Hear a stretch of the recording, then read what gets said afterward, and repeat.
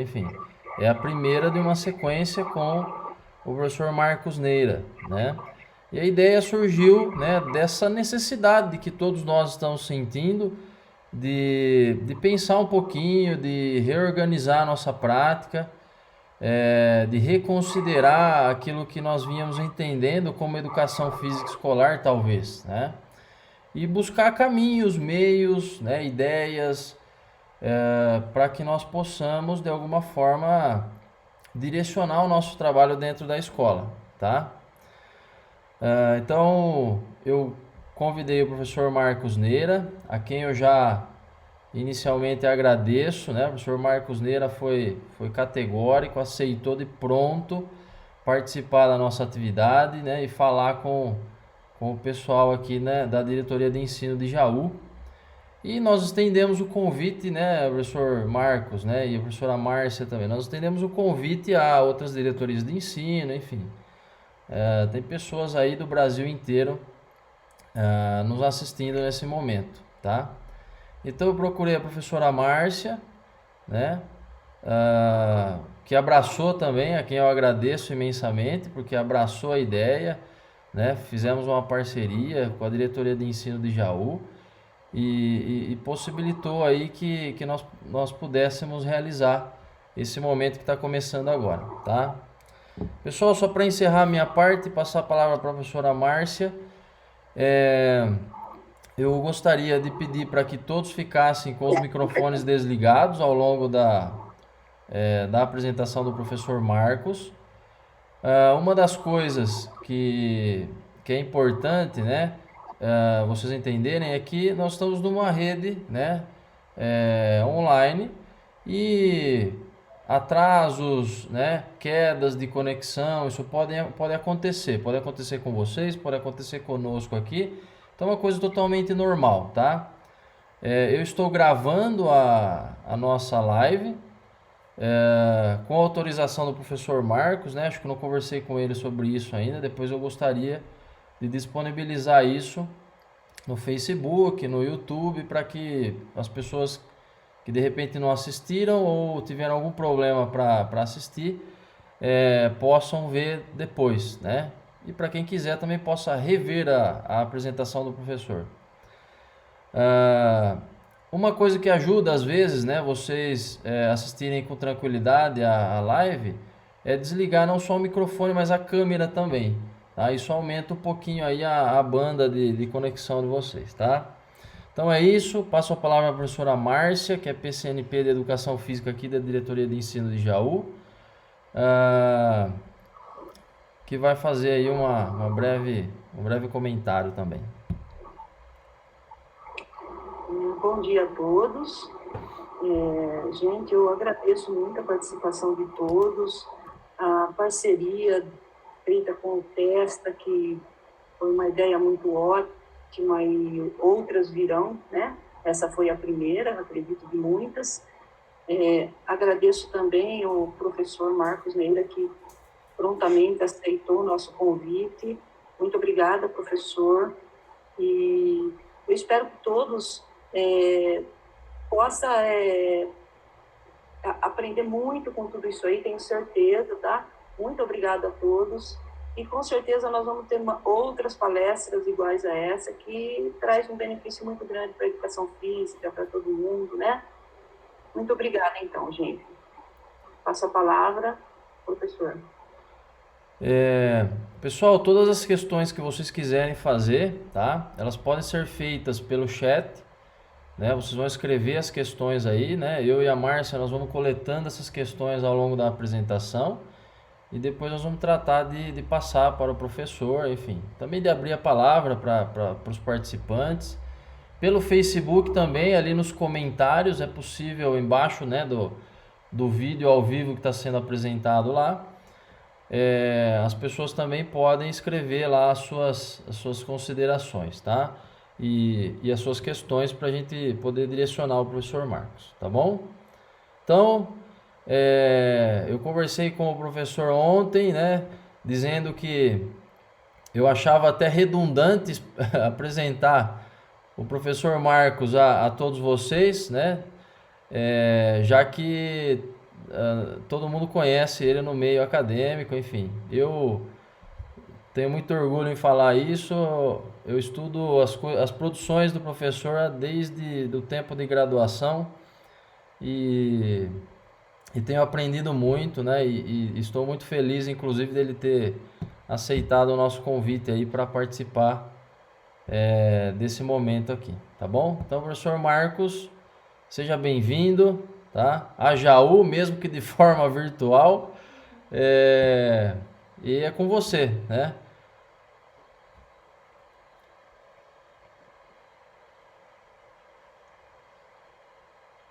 Então, eu começo agradecendo o convite do professor Ademir, da professora Márcia, dizer para vocês que estou muito contente, né, com a oportunidade de dialogar com vocês e partilhar um pouco daquilo que temos feito por aqui. A ideia, embora tenha sido feita, né, o convite, embora tenha sido feito de forma aberta, né, deixando a gente muito à vontade, nós pensamos em partilhar com vocês algumas ideias, mas que estão sendo colocadas em prática agora, neste momento tão triste que a sociedade brasileira está vivendo, e que nós, né, educadores e educadoras, temos, sim, né, algo a dizer, algo a mostrar, algo a contribuir. Né? Assim como os nossos e as nossas colegas da área da saúde, que estão, como a gente chama, né, na linha de frente, atendendo a população diretamente. Penso que nesse momento, mais uma vez, né, os professores e professoras são chamados a uma responsabilidade grande que possuímos de dar conta, né, e criar alternativas em meio à pandemia. Então, desde já, dizendo para vocês que é uma honra, uma alegria.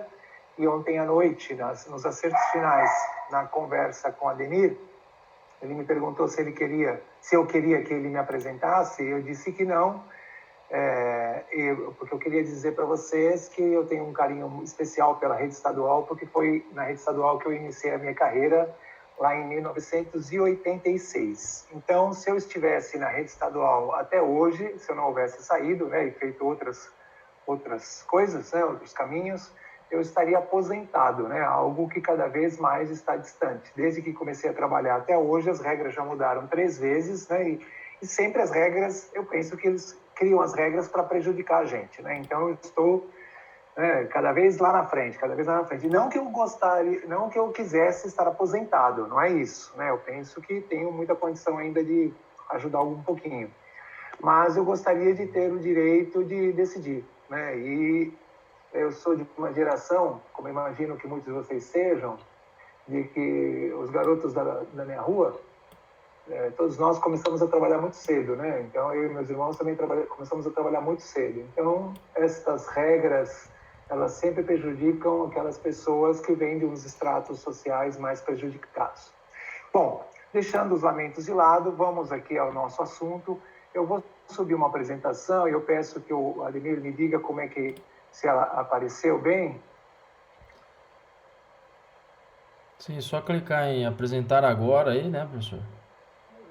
O que eu quero saber como é que fica para vocês a Tá joia. apresentação.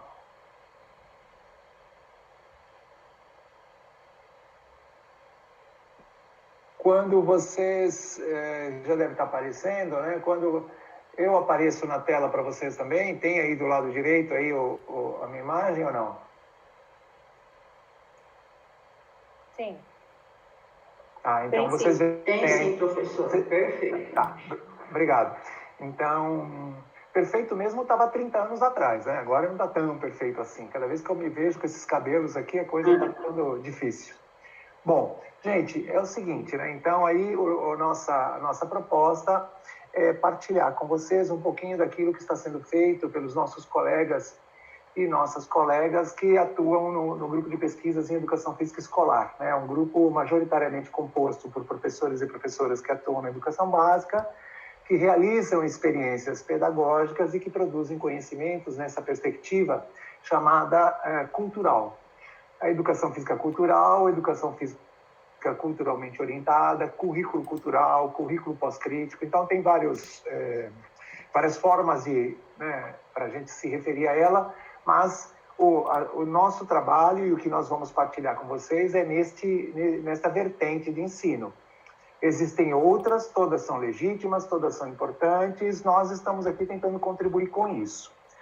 Sobre esse aspecto, eu também queria deixar uma coisa bem marcada, que vivemos um momento em que a importância da ciência, felizmente, tem sido exaltada, né? Então, a importância da ciência, da pesquisa, da produção de conhecimentos, da universidade pública, de todo mundo que está engajado, né, na alternativa da produção de uma sociedade, da construção de uma sociedade melhor.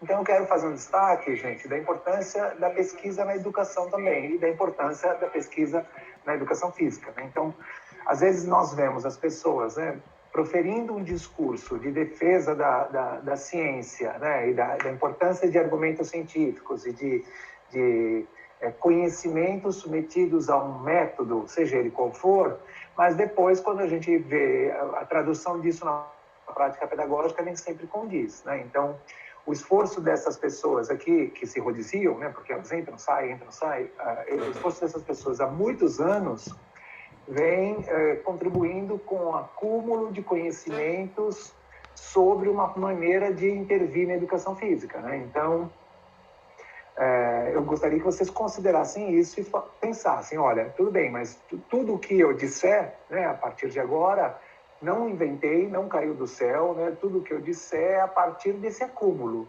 E eu convido todas as pessoas, né, que estão aqui agora participando dessa experiência, a acessarem lá o site, quando puderem, né, o gpf.fe.usp.br, e conhecerem os materiais que lá estão. Eu tenho 2 destaques daqueles materiais, né?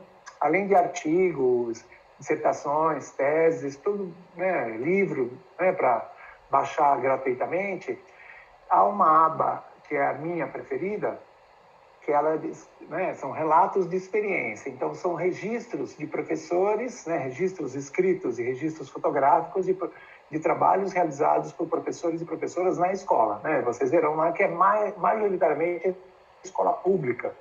Temos poucos trabalhos feitos nas escolas privadas, alguns, mas não é a maioria. E também lá nos vídeos, práticas pedagógicas, vocês têm lá uma abinha, depois eu vou até mostrar para vocês, né? Tem uma abinha que são, né, as práticas pedagógicas e tem uma abinha nova chamada Educação Física Cultural na Quarentena, ou seja, o que esses colegas estão fazendo neste momento nas suas escolas, nas suas escolas não, né? Porque as escolas estão fechadas, mas com estudantes, com as suas turmas, as turmas que eles são responsáveis, etc., nesse momento de isolamento, nesse momento que nós não podemos lá tá pública. praticar a educação física da maneira como nós a conhecíamos até então. Minha amiga ou meu amigo lá.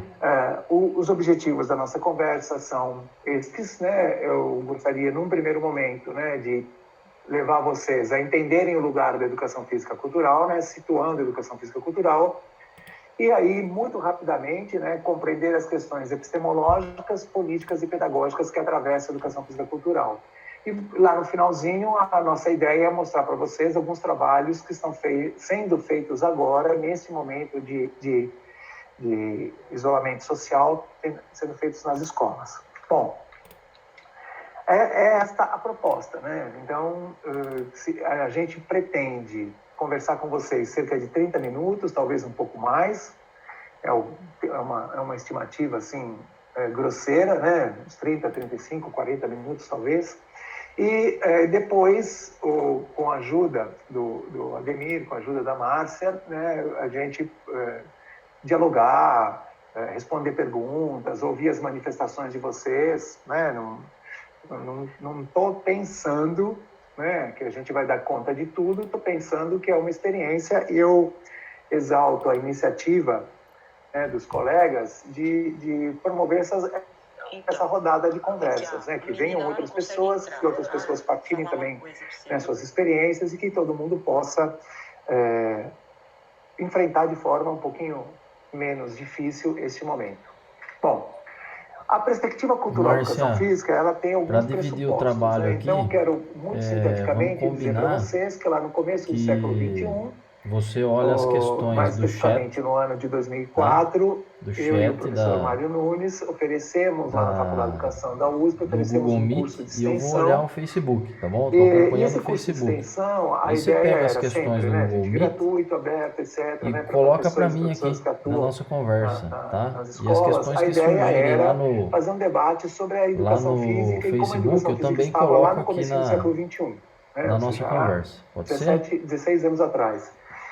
E havia algum consenso naquele grupo de que as teorias disponíveis naquele momento não respondiam às características da sociedade que nós tínhamos, né, e que nós temos agora.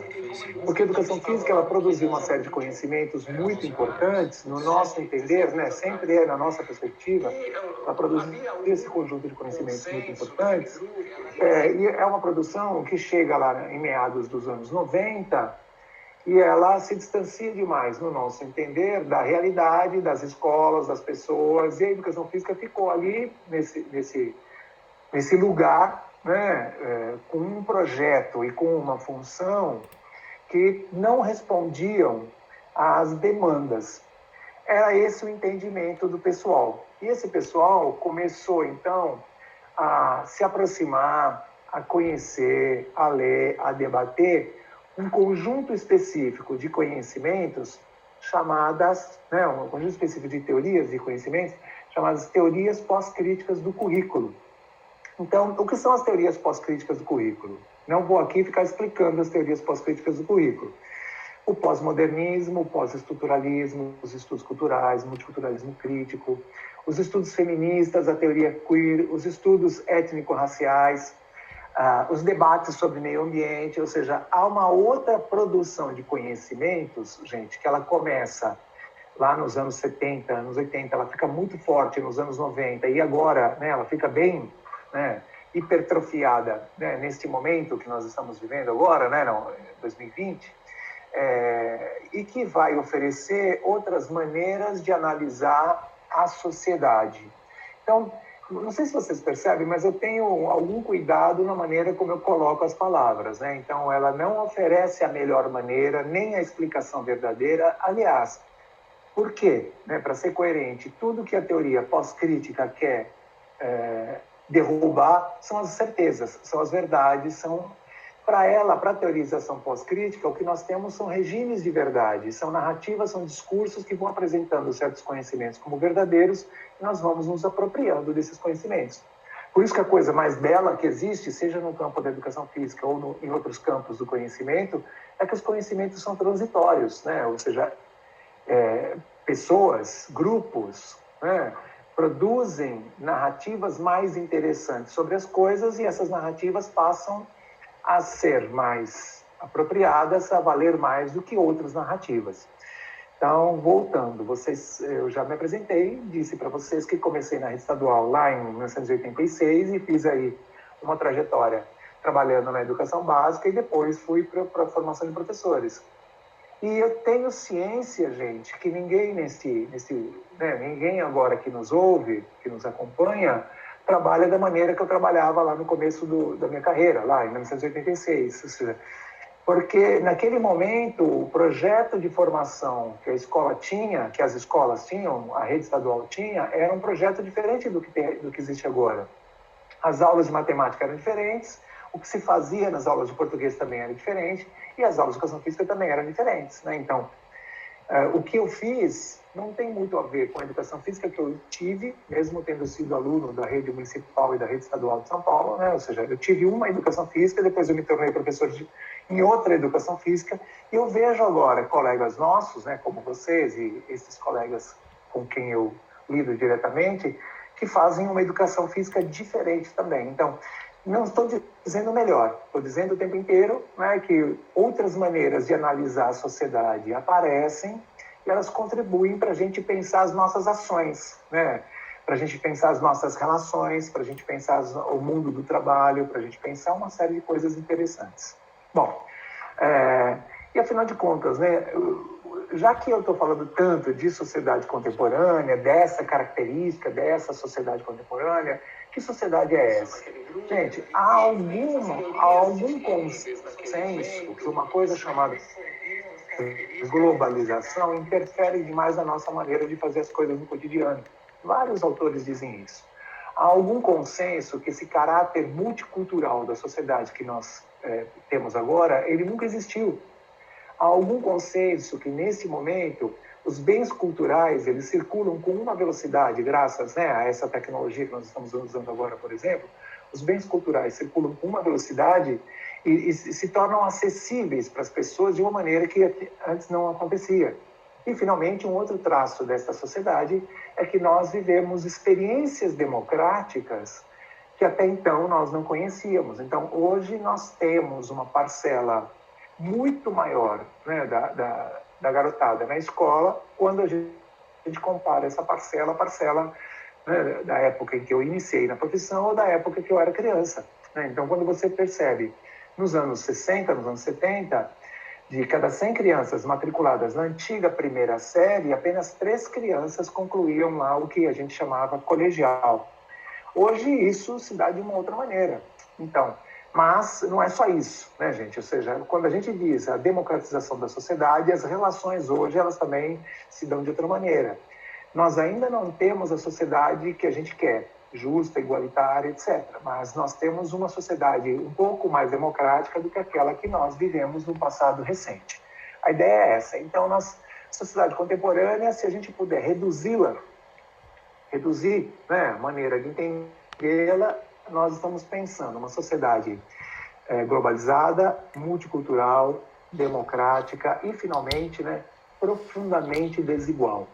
Se tem algo que fica cada vez mais evidente é o caráter desigual da sociedade. Por quê? Porque agora nós temos dispositivos, mecanismos que permitem a voz de alguns setores.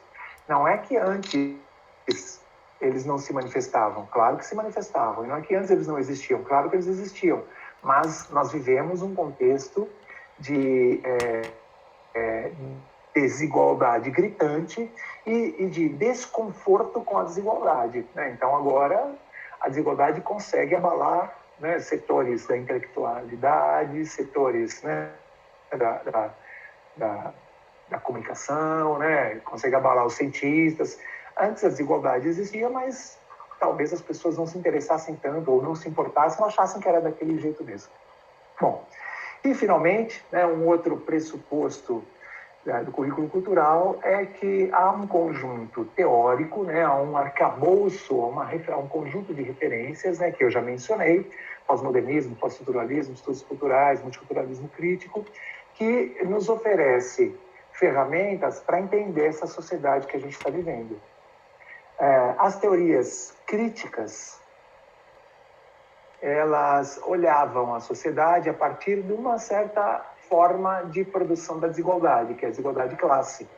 As teorias não críticas, elas se aventavam, elas tentavam ser neutras, e quando elas influenciaram a educação, as teorias não críticas, elas tentavam inserir a pessoa que frequentava a escola numa chamada cultura verdadeira, numa cultura de elite, numa cultura clássica, porque só teria lugar na sociedade quem partilhasse dessa cultura. As teorias críticas, elas já queriam um cidadão capaz de transformar a sociedade, mas as teorias críticas ainda estavam muito presas na modernidade e as teorias críticas ainda prometiam libertação, conscientização, superação, autonomia, algo que as teorias pós-críticas começam a abalar, a questionar, a, no mínimo, indagar. Bom, diante desses pressupostos, é importante lembrar a todos vocês, gente, que já faz bastante tempo que a educação física está na área das linguagens. Depois eu vou deixar para vocês aí o endereço do canal do grupo, e nós fizemos um videozinho um tempo atrás que discute educação física na área das linguagens, e uma imagem que eu coloquei no vídeo foi a imagem do meu boletim quando eu estava na 6ª série, lá na escola municipal. E lá já mostrava que educação física, lá no boletim, educação física estava na área de comunicação e expressão. Claro que o que acontecia na aula era outra coisa, mas já havia uma uma compreensão que o lugar da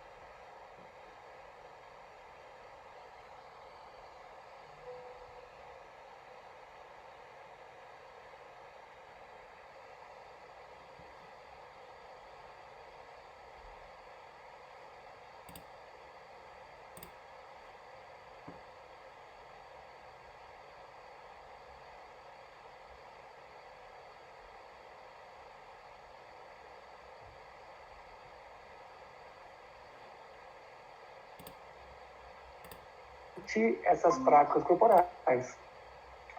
Mas se eu conversar com vocês, né, se eu fosse lá e conversasse com essas crianças que estão pulando corda, como é que é essa brincadeira?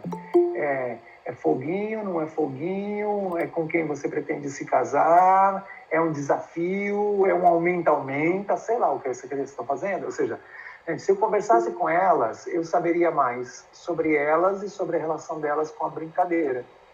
A mesma coisa vale, né, para essas senhoras jogando vôlei, a mesma coisa vale para os garotos lá dançando lá no Rio de Janeiro, a mesma coisa vale para essas pessoas jogando capoeira, etc. Né? Ou seja, gente, há algo que nos permite compreender melhor essas práticas corporais e nos permite produzi-las gestualmente, que só é obtido na medida em que a gente se aproxima dessas práticas corporais, conversa com as pessoas dessas práticas corporais, conhece melhor essas pessoas e conhece melhor essas práticas.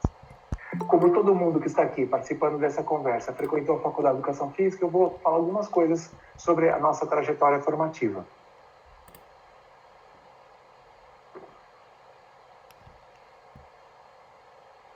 A cadeira ginástica geral, ou a cadeira seja ela qual for, essas alusivas às práticas corporais. E às vezes a gente estudava muito do basquete, ou muito do futebol, ou muito da natação, ou muito da ginástica artística. A gente estudava. Mas nem sempre a gente teve chance de conhecer o ponto de vista das pessoas que viver como forma de passar. A torcedora sobre o futebol. Qual é o ponto de vista da árbitra? Qual é o ponto de vista da pessoa que está lá, né? Lá jogando capoeira, né? Ou seja, como é que ela lê a capoeira, o que a capoeira significa para ela, o que ela pensa sobre capoeira, para ela qual é o papel da capoeira no mundo, ou seja, mesmo que nós tivéssemos lá uma cadeira na faculdade chamada capoeira, ou lutas, né? Seja lá o que for, nem sempre o professor, a professora lá, porque estavam comprometidos com ensinar essas coisas, nem sempre nos permitiram fazer uma leitura mais ampla do que isso significa na sociedade. E muitas vezes todo o esforço que foi feito sobre nós, e aí eu estou me colocando na condição de aluno lá na primeira metade da década de 80 lá na faculdade, ou o que eu vejo ainda hoje. Eu trabalho na formação de professor de educação física, trabalho num curso que forma professor de educação física, eu vejo que muitas vezes a preocupação é com fazer com que o jovem se aproprie daquela gestualidade, conheça bem a modalidade, conheça como ensinar a modalidade, mas com pouca relação ou com pouca preocupação ainda com as pessoas que estão envolvidas nessa manifestação, com as pessoas que estão envolvidas na realização, na produção, na apreciação dessa manifestação. Bom, dito isto, gente, passemos aí às questões epistemológicas, né? Então, nós temos aí 3 conceitos muito importantes, né, para a gente pensar. E aí, novamente, né, rompendo com a teorização não crítica, rompendo com a teorização crítica da educação física, ou seja, nós aqui não estamos olhando para a teorização crítica, porque a teorização pós-crítica, ela incorpora alguns elementos da crítica, mas ela traz outros elementos para a gente pensar. O que é cultura? E por que essa palavra é importante? Porque a escola é o espaço da cultura. Para a teorização pós-crítica, a questão da cultura é importante, porque a teorização pós-crítica coloca a cultura no centro, num conceito muito conhecido chamado centralidade da cultura. Então, para os estudos culturais, né, que é uma das perspectivas pós-críticas, para os estudos culturais, a cultura está em todos os cantos e recantos. É a cultura que influencia as nossas formas de ver o mundo, que influencia tudo aquilo que a gente faz. Cultura não é só, gente, saber escrever ou saber produzir uma caneta, né, uma lapiseira como essa. Cultura não é só amarrar o sapato, cultura não é só fazer uma leitura. Cultura, na perspectiva pós-crítica, é toda a produção de significados e, principalmente, é toda a disputa em torno da significação. Então, se a gente voltar para aquelas imagens, né, para não ter que voltar, né, e ficar fazendo uma conversa longa demais, para a gente voltar naquelas imagens, aquela manifestação capoeira eu não escolhi à toa, né, aquela imagem. Escolhi para poder lembrar vocês que hoje nós vemos a capoeira de uma maneira muito diferente do que as pessoas que estavam aqui nos anos 20, nos anos 30, viam a capoeira. Então, naquele momento, gente, a capoeira, ela era uma prática perseguida, ela era uma prática proibida, as pessoas que se envolviam com a capoeira eram vistas de forma bastante pejorativa. O que aconteceu? Uma série de movimentos sociais, uma série de lutas pela valorização das identidades culturais, e hoje a capoeira é uma prática presente nos currículos escolares. Em qualquer documento curricular da educação física está lá a capoeira de alguma forma, ou pelo menos um exemplo, ou pelo menos uma situação. Então, gente, o que aconteceu? Capoeira mudou? Não. O que mudou foi a maneira como a gente vê a capoeira. Mas quando muda a maneira como a gente vê a capoeira também muda. Tudo bem? Então, ela não mudou independentemente dessa forma da gente ler a capoeira, significar a capoeira, interpretar a capoeira, atribuir sentido à capoeira. Essa disputa, né, pela valorização, essa disputa pela visão de capoeira,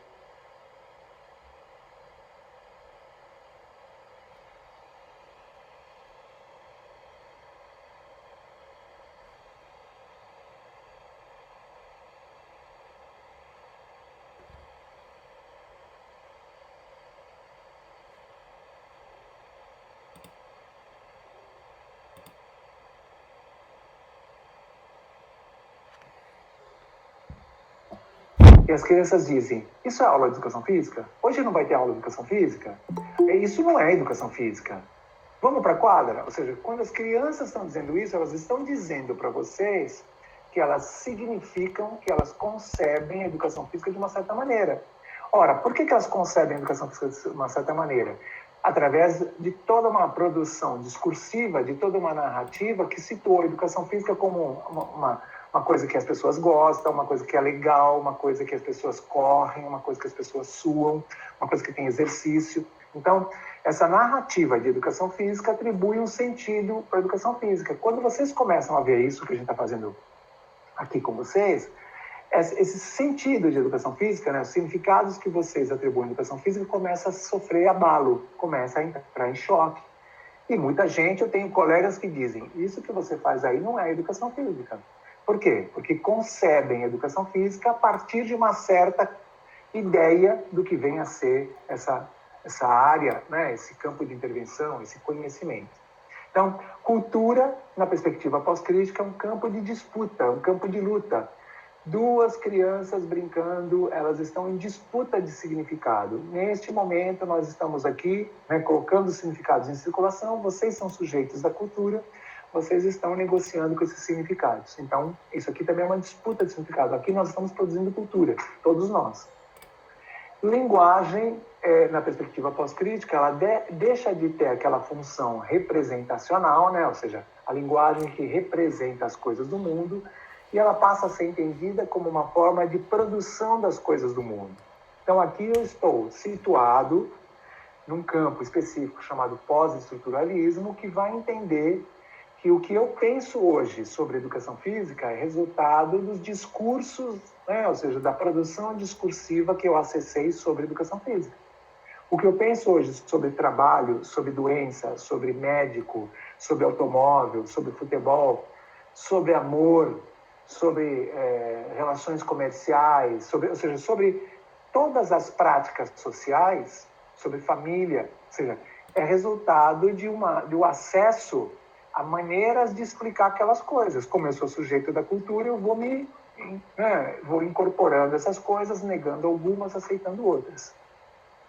E, finalmente, né, gente, as teorias não críticas e as teorias críticas, elas contribuíram muito para uma ideia de conhecimento como sendo uma explicação definitiva, uma explicação construída a partir de um certo método, uma explicação verdadeira, uma explicação melhor. Na perspectiva pós-crítica, nós estamos trabalhando com uma ideia de conhecimento como resultado dessas relações de poder, como resultado dos encontros. Então, isto que está acontecendo aqui agora é conhecimento, né? Ou seja, nós, sujeitos da cultura, em encontro, conversando sobre alguma coisa, essa coisa que está circulando entre nós é conhecimento. Quando você começa a desenvolver uma atividade lá com as crianças, e uma criança diz assim, olha, mas eu também sei fazer de um outro jeito, eu posso mostrar como você fazer? Aquilo que a criança está fazendo, gente, aquilo é conhecimento que é colocado em circulação. Se tem uma criança chorando porque outra xingou, porque a outra disse que ela não podia participar, ou que deveria participar, e não podia participar por causa disso, por causa daquilo, ou porque ela está errada, ou porque ela é assim, porque ela é assada, aquilo que a criança está enunciando, mesmo que seja uma questão ruim, negativa, que maltrate, aquilo também é um conhecimento que está sendo ali manifestado. Então, gente, cuidado, né? Se eu comecei a nossa conversa aqui valorizando o conhecimento científico, o que o conhecimento científico tem diferente do conhecimento popular? O conhecimento científico foi, e eu peço desculpas, né, porque aqui em casa tem cachorro e sempre que passa alguém na rua,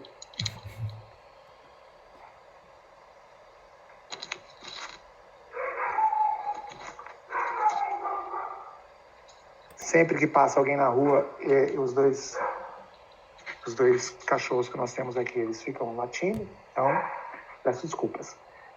Trabalhar em casa é isso mesmo. E se eu estivesse lá na quadra, né, da Escola Estadual de primeiro e segundo grau, João Evangelista da Costa, onde eu comecei, às vezes também entrava cachorro. E às vezes caía pipa. E às vezes tinha um barulho lá do outro lado do muro, a criançada toda corria para cima do muro para ver o que estava acontecendo. Tudo isso é conhecimento. Tudo bem, gente? Ou seja, essas coisas acontecem, essas coisas atravessam, as pessoas têm visões sobre as práticas corporais, e você vai falar de dança e as crianças terão suas representações, ou jovens, ou os adultos, ou os idosos que frequentam a educação de jovens e adultos, as crianças, ou você vai tematizar um esporte, vai aparecer as visões que eles têm sobre aquilo, tudo isso é conhecimento. Eu estava dizendo para vocês que nós nos acostumamos, tanto nas teorias não críticas quanto nas teorias críticas, nós nos acostumamos a tratar conhecimento de uma só forma, né? Como aquilo que resulta do método científico. E a escola fica fazendo força para apresentar aquilo. Nós estamos dizendo, né, que o que diferencia uma coisa da outra é que o método científico, o conhecimento científico é submetido a um método e é avaliado por uma comunidade de pares, o que é muito importante. Então, é óbvio, gente, que eu espero, em 2020, que se algo acontece com uma pessoa, que ela tenha o melhor atendimento possível, e esse atendimento, neste momento, né, há um consenso na sociedade que esse atendimento precisa ser através do conhecimento científico. Mesma coisa vale para a educação física. Então, eu espero, né, meu filho já é adulto, quem sabe daqui a pouco eu tenha neto, né? Eu espero que um netinho, uma netinha, quando ele chegar a vez dele ir para a escola, que o professor que estiver lá, né, ou seja, desenvolva suas experiências pedagógicas a partir de conhecimentos científicos, certo? Mas o conteúdo das aulas não é só conhecimento científico, o conteúdo das aulas também é resultado de outros tipos de conhecimento. Quando nós pensamos no futebol, quando nós pensamos na capoeira, quando nós pensamos em pipa, quando nós pensamos nas brincadeiras que as crianças fazem, há um monte de conhecimentos que estão circulando que não são só conhecimentos científicos, também são conhecimentos de outros tipos, né? Conhecimentos populares, conhecimentos às vezes místicos, às vezes conhecimentos do senso comum, né? Ou seja, tem vários tipos de conhecimento e essa perspectiva pós-crítica, ela reconhece a existência desses conhecimentos. Tudo bem? Mas a escola é uma instituição da modernidade. A gente deseja que todas as pessoas que trabalham na escola tenham frequentado um espaço chamado ensino superior, e o ensino superior é o lugar do conhecimento científico. Tudo bem? Então, não dá para a gente entender uma intervenção pedagógica se não for influenciada pela narrativa científica. Não dá para entender. Ou seja, uma professora que está alfabetizando, gente, ela alfabetiza a partir de determinadas concepções que estão, naquele momento histórico, consolidadas pela ciência. Ciência da educação, e o professor de educação física também. Tudo bem? O professor de geografia também, e o professor de matemática também. Só para a gente lembrar fazer esses detalhes, né? Porque outro dia perguntaram, então quer dizer que a Terra plana também tem que ensinar na escola? Não é isso que eu estou falando, né, gente? Ou seja, esta concepção já foi derrubada pelo conhecimento científico há muito tempo, né? Então, essa perspectiva negacionista está longe disso aqui. Agora, numa prática corporal, acontecem várias coisas, tem vários segredos, vários trejeitos, várias formas de fazer, que o conhecimento científico ainda não se dedicou, etc. Agora, se você me disser, Marcos, e se o professor estiver trabalhando com a história do futebol? Opa, então aqui não tem senso comum, né? Porque já existe acúmulo de conhecimento que nos permite apresentar para as crianças lá do 8º ano, né, para os jovenzinhos do 8º ano, várias histórias do futebol, várias histórias do skate. Tudo isso está disponível. Tudo bem? Bom, e finalmente, né, gente, todas essas ideias aqui vamos dizer o que é cultura corporal. E a perspectiva cultural da educação física não trabalha, gente, com a expressão cultura corporal de movimento. Se você pega a produção recente dessa de cultura corporal. Por quê? Cultura corporal é toda a produção discursiva, verbal ou não verbal, referente às práticas corporais. Vamos lá? Então, conhecer os hinos dos clubes de futebol lá da sua cidade, isso faz parte da cultura corporal. Isso não caberia na cultura corporal de movimento. Tudo bem? Então não tem nada a ver com movimento. Movimento é um conceito muito influenciado pela psicologia do desenvolvimento. Nós estamos falando de cultura corporal. Então, cultura corporal é o jeito de jogar tal jogo, isso é cultura corporal. Saber fazer pipa, isso é cultura corporal. Saber jogar videogame. Conhecer 10 tipos de videogame. Conhecer, atingir a pontuação máxima no videogame. Gente, tudo isso faz parte da cultura corporal. Cultura corporal. Tudo bem? Então, nós estamos trabalhando com um conceito de cultura corporal que é diferente, né, do conceito da teorização crítica que traz essa ideia, né, para a literatura da área. Bom, do ponto de vista da pedagogia, né, lembrando que o nosso objetivo era olhar um pouquinho as questões, né, epistemológicas, pedagógicas e políticas da perspectiva cultural. Do ponto de vista da pedagogia, há alguns conceitos que vocês precisam refrescar. Tematizar não é ensinar. Né? Tematizar é pegar um objeto, né, pegar uma dança, uma luta, um esporte, uma ginástica e olhá-lo de diferentes maneiras, com diferentes experiências de ensino. Essa explicação é importante para vocês depois assistirem os vídeos lá, né, dos colegas que estão trabalhando na pandemia. Então, a tematização, gente, ela não é só a vivência da prática corporal. Ela também é uma discussão sobre a prática corporal, ela também é uma pesquisa sobre a prática corporal, ela também é uma leitura sobre a prática corporal. Por quê? Porque o objetivo da educação física na perspectiva cultural é proporcionar uma leitura de como essa prática corporal acontece na sociedade. Nós também temos, na perspectiva cultural, uma didática específica, uma forma de organizar as ações didáticas. Então, não tem, gente, não tem parte inicial, parte principal e parte final da aula. Não existe isso. Não existe, né, tarefas descontextualizadas. A perspectiva cultural não trabalha com sequências didáticas. A perspectiva cultural não faz levantamento dos conhecimentos prévios. Isso tem a ver com outras propostas de educação física. A perspectiva cultural ela faz mapeamento, ressignificação, leitura da prática corporal, aprofundamento, ampliação, registro e avaliação. Então, se você olha o que tem nos relatos de experiência, se você olha o que tem nos vídeos, se você olha o que tem nas obras da educação física cultural, é uma concepção didática, né? uma ação didática bastante singular. Então, se você quer contribuir para o desenvolvimento motor das crianças, você precisa de um tipo de trabalho. Se você quer contribuir para a aquisição e manutenção das condições de saúde, você precisa de um outro tipo de trabalho. Se você quer contribuir para um desenvolvimento integral, no sentido dos domínios cognitivo, afetivo e psicomotor, você precisa de um outro tipo de trabalho. E se você quer contribuir para que as crianças compreendam uma manifestação cultural na sociedade e reelaborem essa manifestação a partir do próprio repertório, você precisa organizar suas ações de uma outra maneira. Vamos lembrar? Naquela turma tem 2 crianças com deficiência, naquela turma tem jovem de liberdade assistida, naquela turma tem um dois irmãos lá, né, que acabaram, um está numa sala, outro está na outra, mas que tiveram um final de semana terrível, que tiveram uma briga danada em casa e a criança está muito louca lá na escola. Ou seja, gente, a educação física e cultural olha para essas pessoas que estão na escola, né? Por isso que todas as pesquisas são feitas na escola. E a produção de conhecimentos não é na universidade, é a partir do que é feito na escola. Então, essa didática específica não é invenção metodológica a partir do que seria ideal, é a partir daquilo que tem sido feito, do que tem sido realizado e experimentado. E, finalmente, né, gente, se por um lado, tematização e problematização são uns conceitos bem presentes na literatura, graças principalmente à contribuição do professor Paulo Freire, quando você estuda as obras da educação física e cultural, você vai percebendo que essas noções freirianas, elas são reorganizadas, reelaboradas a partir da teorização pós-crítica.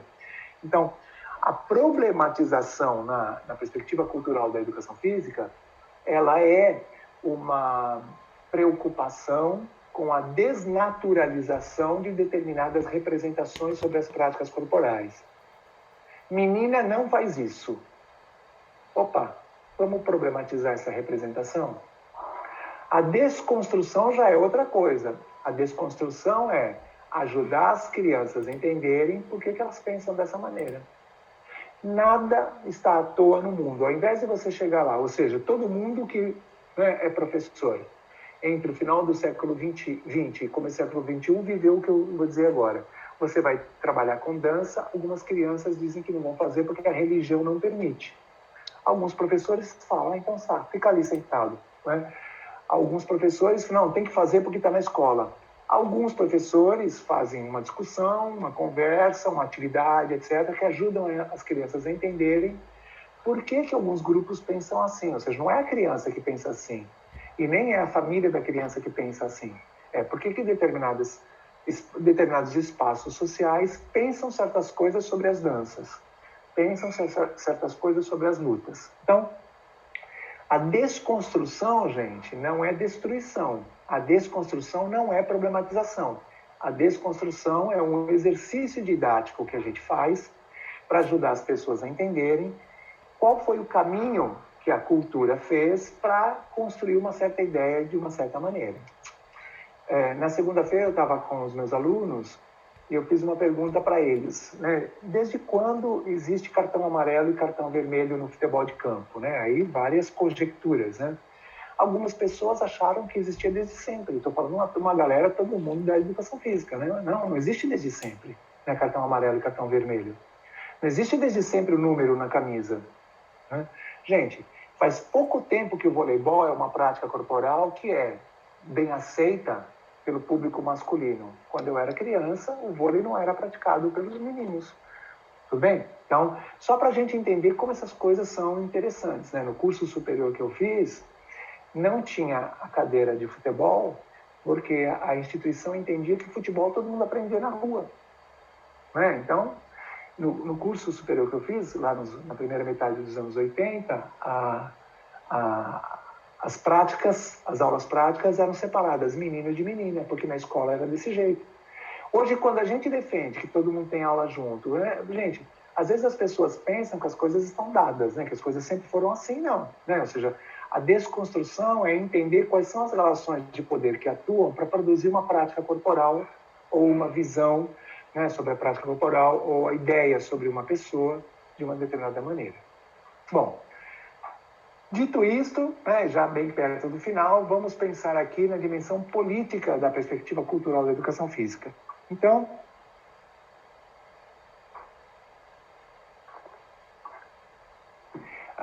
os trabalhos feitos no campo têm mostrado que o professor e a professora que trabalham na perspectiva cultural, eles trabalham a partir de certos princípios ético-políticos, que não vem aqui, né?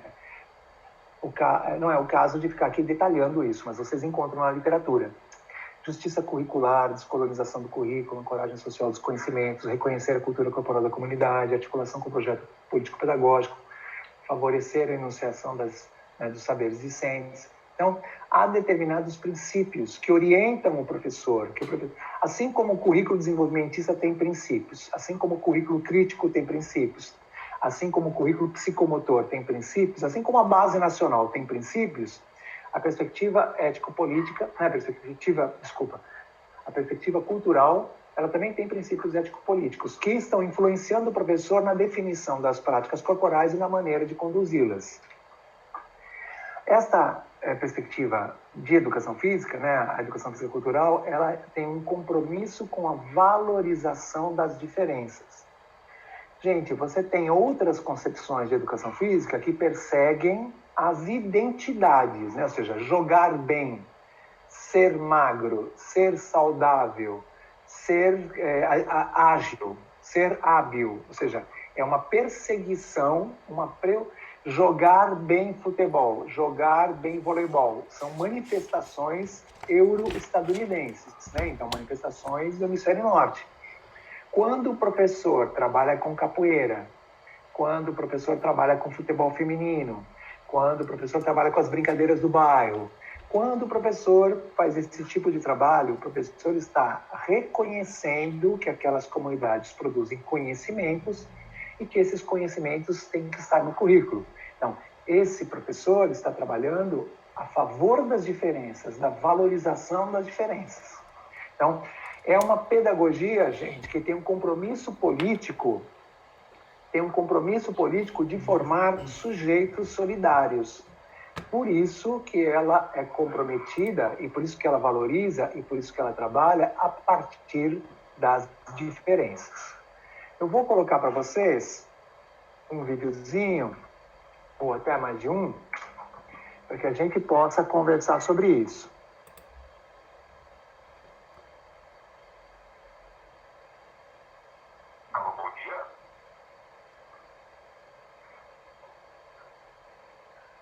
Um minuto, por favor. Então, vocês estão aqui no site, vocês viram aqui os vídeos. Educação Física Cultural na Quarentena. Imagino que vocês estejam vendo, né?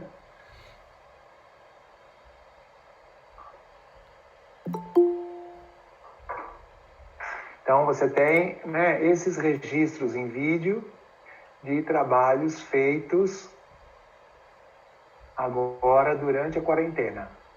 Então, você tem aí professores que estão tematizando o futebol, professor que está tematizando a ginástica de academia, professor que está tematizando jogos eletrônicos, professor que está tematizando lutas, professor que está tematizando lá na EMEI, práticas culturais, na EMEI, na educação infantil, práticas culturais nordestinas.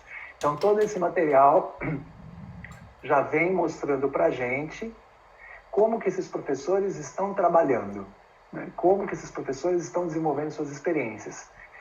Vamos ver aqui o vídeo da professora Aline, bem rapidamente.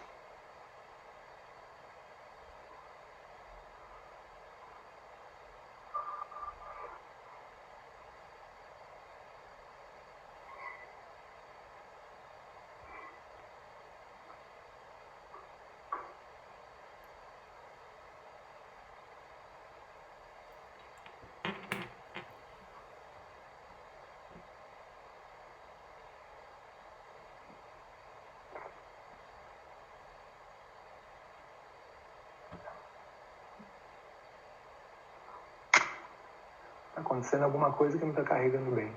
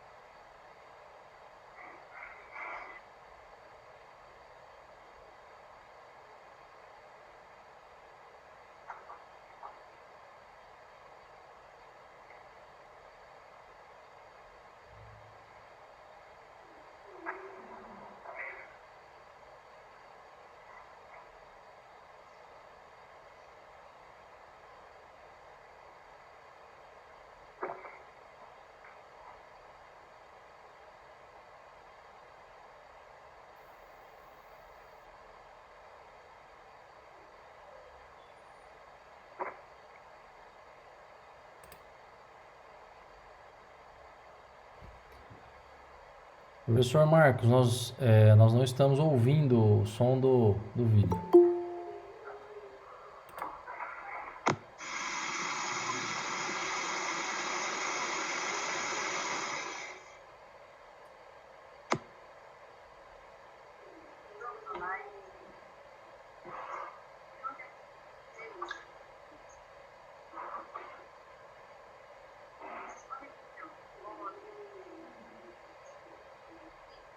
Vou aumentar aqui o volume, vamos ver.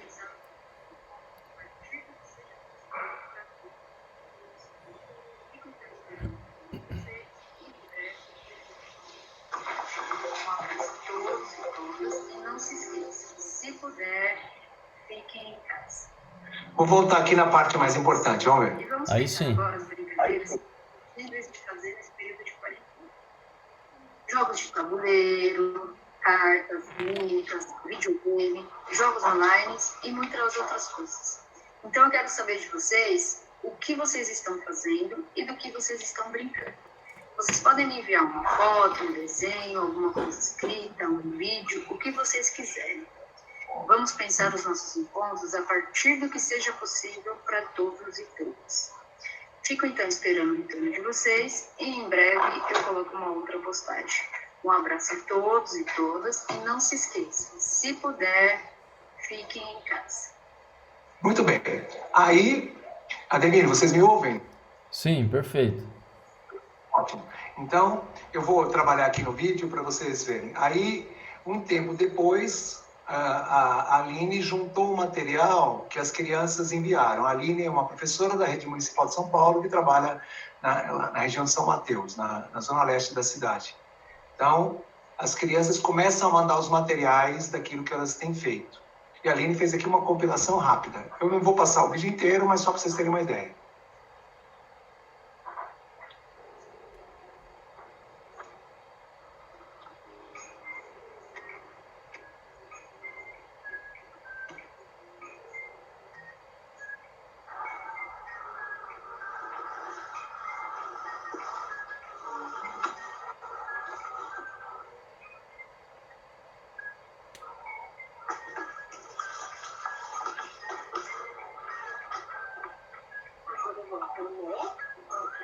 Eu vou deixar você na cama, eu vou comer, que eu tô com muita fome.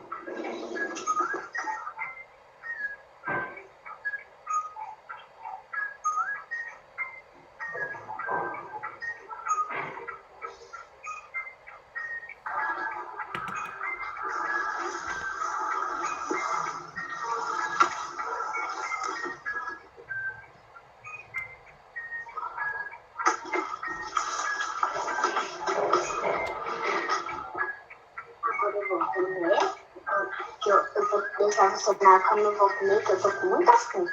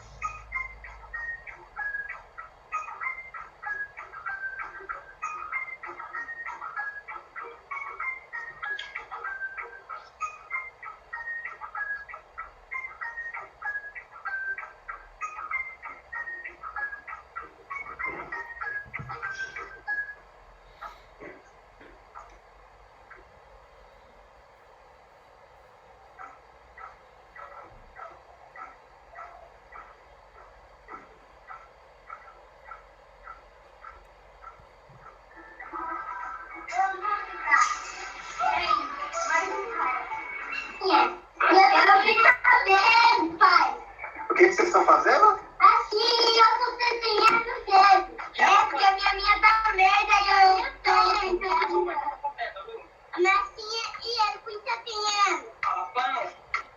Não. E você não tá fazendo? Bom, aí a professora Aline dá continuidade a esse trabalho, as outras turmas também mandam materiais, né? Então vocês têm aqui a continuidade desse trabalho. Para não ficar azucrinando muito, vamos ver aqui um outro trabalho, mas com alunos maiores.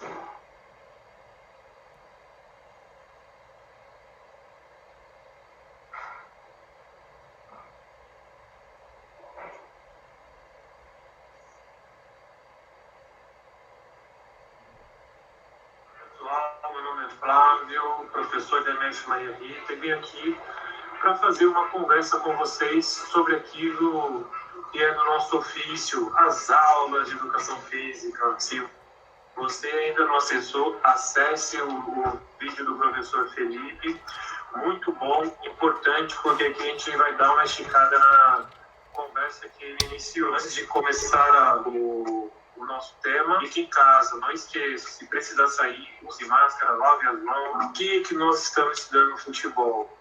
Lá no ano de 2019, ano passado, nós estudamos as danças, nós estudamos as práticas de skate, bicicleta, patins. Foram encontros maravilhosos, discussões, vivências super potentes, muito bacana. Caminhando no final do ano, a gente deu uma virada. Fomos estudar o futebol. Escolhemos o futebol porque nós ainda não tínhamos tratado o esporte. E o esporte acontece de uma maneira muito forte na comunidade. E aí nós escolhemos o futebol justamente por essa razão, por conta da sua ocorrência, por conta que é uma prática corporal que está atravessando diariamente a vida das crianças. Então, no ano de 2019, o calendário ficou muito atropelado. E aí deixamos de discutir coisas fundamentais para o momento. Então, o ano de 2020 se inicia com a gente tentando, de alguma forma, dar continuidade àquilo que foi iniciado no ano passado. E aí, eu, com os alunos dos 8º e 9º anos, nós iniciamos fazendo uma discussão com os 8º, relembrando aquilo que foi vivido nos 9º, fazendo uma conversa sobre alguns acontecimentos que eles tinham presenciado, vivido, tinham sabido a respeito do futebol. E aí alguns lembraram: eu jogo bola na rua, eu jogo bola no beco, eu jogo bola no campo, eu jogo em tal time. No ano passado, o meu time foi campeão no campeonato. Lembraram as vivências em casa, com o irmão, com a irmã, na rua, enfim, foram vários acontecimentos. Lembraram sobre o futebol profissional, que jogadores ganham milhões e milhões. Lembraram da tragédia com os meninos lá no Flamengo. Lembraram, enfim, foram várias lembranças e lembranças. E aí nós passamos a vivenciar, fomos à quadra também vivenciar o futebol. E aí, professor Felipe e eu achamos que seria bacana promover um encontro dos alunos do Fundamental 2, coisa que nós já fazíamos no ano passado, com a dança, com a bicicleta, com o skate, com patins. E que agora seria também interessante fazer com o futebol. Para alguns alunos, sobretudo do 9º ano, era uma novidade. Para alguns do 8º, era mais uma continuidade daquilo que nós havíamos feito no ano anterior. E um estranhamento rolou. Nossa, mas vamos fazer aula com esses alunos do 5º ano, eles são muito pequenos, o que eu vou ensinar para eles? Nossa, e agora? Pois bem, não era isso. Nós queríamos fazer uma coisa coletiva, de aprender junto. E aí o professor Flávio vai lançar um desafio para esses alunos. Os alunos, para não estender o vídeo todo, vai lançar o desafio para os alunos dele, e os alunos dão as devolutivas. E o Flávio continua esse trabalho porque os meninos, durante essas devolutivas, os meninos e as meninas manifestam visões a respeito da mulher no futebol, a respeito da presença de atletas negros e negras no futebol. E aí o professor Flávio desenvolve esse trabalho a partir dessas representações que ele vai problematizando e vai desconstruindo. E ele vai estimulando os alunos, vocês depois podem assistir todos os vídeos, ele vai estimulando os alunos... Olá, pessoal, espero que todos estejam bem. Ele vai estimulando os alunos a procurarem jogos de futebol na televisão, que agora estão reproduzindo muitos, repetindo muitos, ou nas redes sociais, nas mídias como um todo, para que eles façam análises daquilo que vem acontecendo. Fique em casa, vamos tentar de alguma forma dar conta de cumprir esse isolamento social, para que o mais breve possível a gente possa superar esse momento muito delicado que vivemos hoje. E aqui ele vai mostrando, nesse momento aqui do vídeo, enquanto que os seus familiares poderiam permanecer apenas na arquibancada, ao lado do campo, atrás, assistindo bem, mas as coisas mudaram, ainda bem, né? Então, mas a mudança foi muito sofrida. Muitas pessoas tiveram de se dedicar para algumas coisas, tiveram de abandonar, tiveram de derramar sangue, suor, enfim. E nos próximos vídeos, né, que esse é o vídeo 4, nos próximos 5, 6, ele entrevista tudo pela internet, né? Ele entrevista jogadoras, meninas que jogam futebol, etc, etc, etc. Um outro exemplo interessante para vocês conhecerem, depois verem, foi um trabalho feito com as crianças pequenas da educação infantil, que mesmo aqui, né, nesse momento tão complicado, as professoras têm feito formas de interagir. Esse trabalho, as professoras estão tematizando o forró com as crianças. E também é interessante conhecer os detalhes dessa tematização. No sertão, eu acho que ela não é Nordeste. Eu acho que ele foi pra Bahia. No Pernambuco, onde tem muitos cactos. Agora é a caatinga. Oi, pessoal, tudo bem por aí? Por aqui tudo bem. Crianças da EMEI Nelson Mandela, vocês são muito sabidas e observadoras. Vocês viram, nas fotos da viagem da família Belmi, diversos elementos diferentes. Viram cachoeira, mar, campo, floresta, cactos. Pelo jeito, a família Belmi viajou por vários lugares diferentes. E no livro que o Henrique estava olhando, vocês observaram cactos também, árvores secas com folhas secas, animais como tatu e burro, um chão seco, areia. E algumas crianças falaram que esse lugar é o sertão, a Caatinga, do Nordeste. Pelo jeito, a família Belmi passou mesmo por lá. E sabe, eu estava aqui pensando e eu lembrei. Eu conheço um jeito de contar histórias que é muito legal, que veio lá do Nordeste. Se chama cordel. Você sabia que o cordel é um tipo de poesia popular com verso? E aí, nos vídeos seguintes, se vocês depois estiverem olhando, as professoras passam pelo cordel, chegam no forró, né, shot, chachado, e mostram as danças, e as crianças são filmadas pelas famílias dançando. Você vai percebendo, né, esse trabalho permite com que as crianças situem essas práticas corporais num determinado contexto e façam uma leitura do que elas são, do que elas significam. E são crianças bem pequenas, né? São crianças...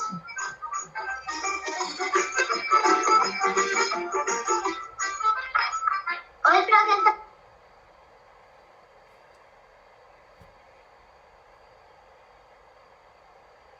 Marina. Eu sei uma coisa do forró e te mandei a foto. E também...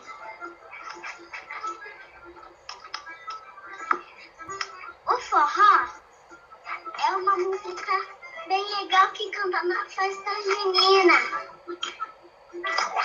O forró é muito legal quando a gente quer e é muito especial pra gente. Beijo, tchau. Essa foto foi lá na chácara. Até a gente fez uma fogueira muito alta que eu pensei. Beijo, muitos beijos pra você. Beijo, tchau. Nunca ouvi essa música. Marina, você sabia que eu gostei dessa música?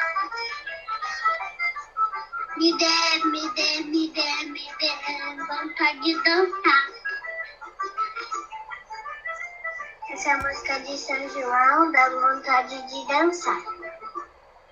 Bom, acho que dá para ter uma ideia. A gente convida vocês a olharem lá os materiais, né? São muitos vídeos com muito tempo de gravação, então não convém ficar passando aqui, tá? Era isso de maneira geral. Eu vi aí que tem alguns comentários agora que eu percebi, né? Porque estava coberto para mim. Fico à disposição para ouvir vocês, para responder alguma questão que vocês tiverem. Muito obrigado. Era isso. Muito bom, professor Marcos. Como sempre, fantástico. Muito legal, legal e elucidativa, né, a sua apresentação, né? Eu particularmente gosto muito, né, simpatizo bastante com a perspectiva cultural, né, de ensino da educação física.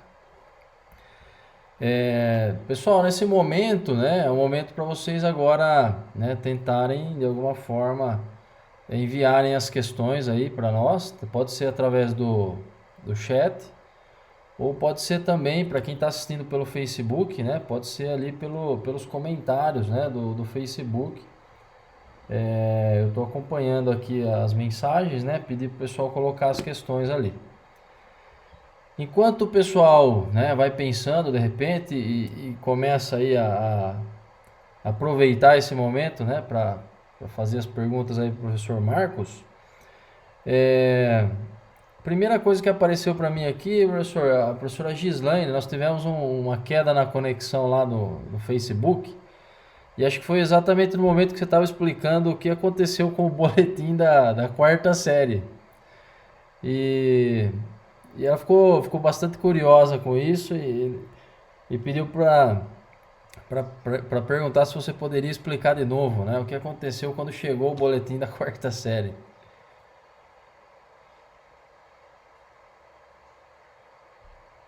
Então, Gislaine, é o seguinte, você vê em alguma literatura da educação física a ideia de que a educação física ela passa a fazer parte da área das linguagens a partir de 1997, 98, 99, com a publicação dos Padrões Culturais Nacionais.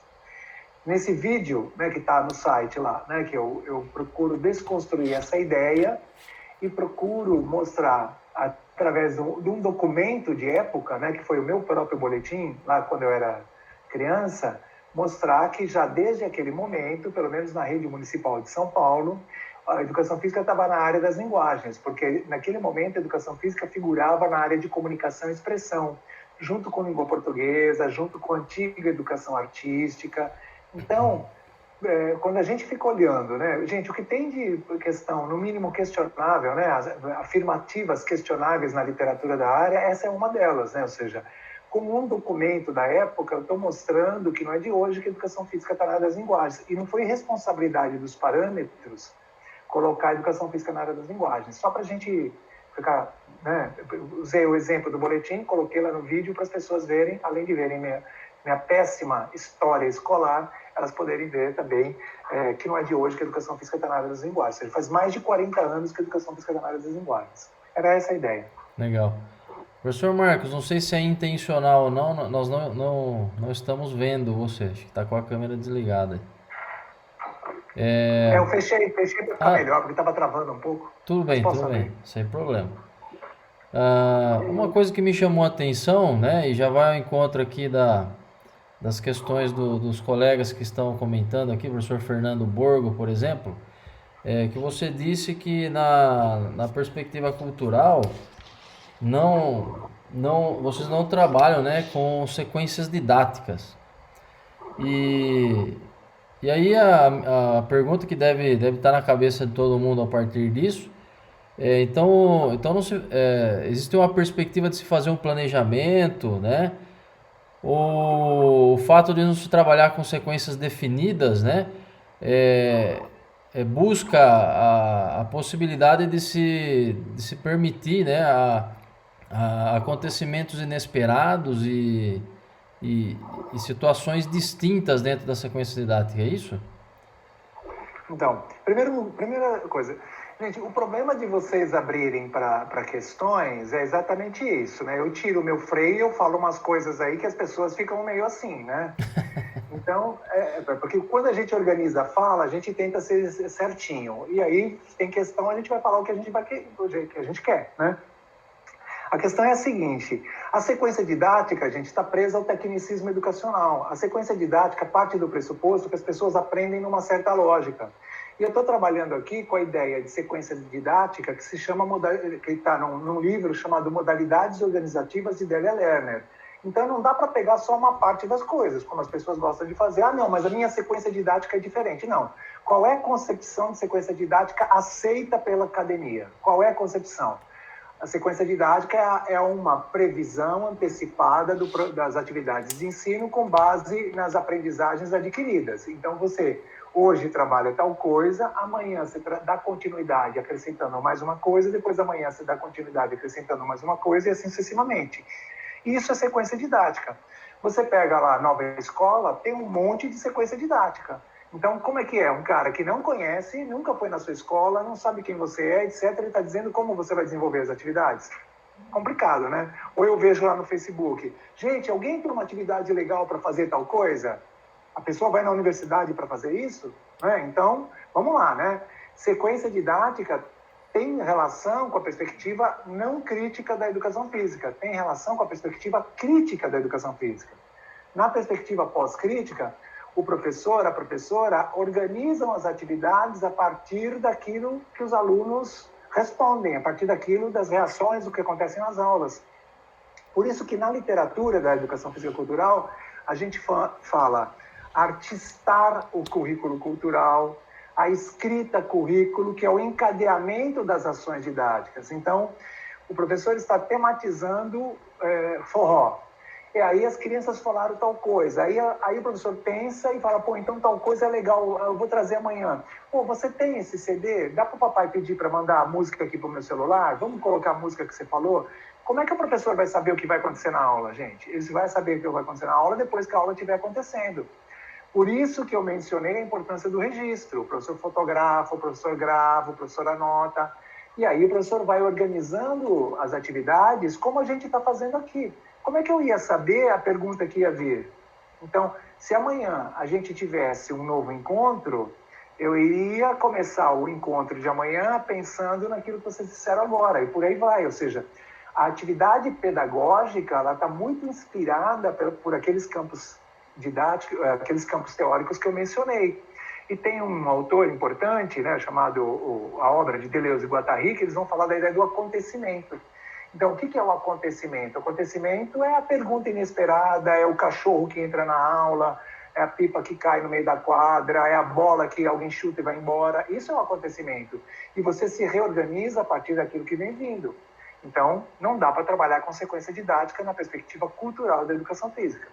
Por isso, Ademir, não dá para a gente fazer um planejamento de todas as ações didáticas com muita antecedência.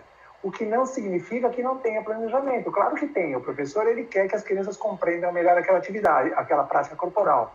Então, ele está prevendo levar no museu do futebol, ele está prevendo passar um vídeo, ele está prevendo organizar umas vivências, ele está prevendo chamar as crianças do 5º ano B para jogar com as crianças do 5º ano C, ele está prevendo tudo isso. Mas no momento que vai acontecer, do jeito que vai ser feito, ora, não dá para colocar na apostila. Não dá para colocar no caderno do aluno nem do professor, tudo bem? Não cabe, né? Indo direto ao ponto, né? Muito bem. O professor Márcio Pisato, ele tá perguntando, tá falando que chamou a atenção dele também, acho que foi mais ou menos perto de quando foi falado da questão da sequência didática, e está comentando que ele chamou a atenção que foi dito que a educação física cultural não se usa conhecimentos prévios. Aí ele pontua dizendo que gostaria que você explicasse um pouco mais sobre isso. Gente, vocês me permitam já, essas duas perguntas, vocês me permitam fazer uma propaganda, mas que eu não estou ganhando dinheiro com nada. Tá? Se vocês entrarem lá no site, tá para baixar o livro Educação Física e Cultural, Inspiração e Prática Pedagógica, está na capa. E essas duas questões tem lá, né? A gente vai explicar lá. Vamos ver. O que é trabalhar com conhecimentos prévios? Ao longo do século XX, a pedagogia moderna, o que ela percebeu? Ela percebeu que as crianças não eram uma tábula rasa. Olha que descoberta, né? Então, o que os professores começaram a fazer? Gente, eu sou dessa época, hein? O que os professores começaram a fazer? Eles definiam o conteúdo que iam trabalhar, definiam, né? Então, eu vou ensinar regras de voleibol. E eu começava a aula perguntando para as crianças quais regras de voleibol elas conheciam. Eu levantava os conhecimentos prévios das crianças sobre aquele conteúdo que eu queria ensinar. E eu tentava conectar aquele conteúdo que eu queria ensinar àquilo que as crianças já sabiam. Na educação física cultural, a gente não faz isso, porque a gente vai tematizar as práticas corporais e vai definir as práticas corporais a partir de um mapeamento. Então, mapear não é levantar conhecimento prévio. A gente levanta conhecimento prévio quando a gente quer ensinar alguma coisa. E é ótimo, né? Isso é assim mesmo, né? Você não vai ficar perdendo tempo. Mas, na pedagogia cultural, a gente já sabe, as crianças já sabem que aquela manifestação cultural corporal, ela acontece na sociedade.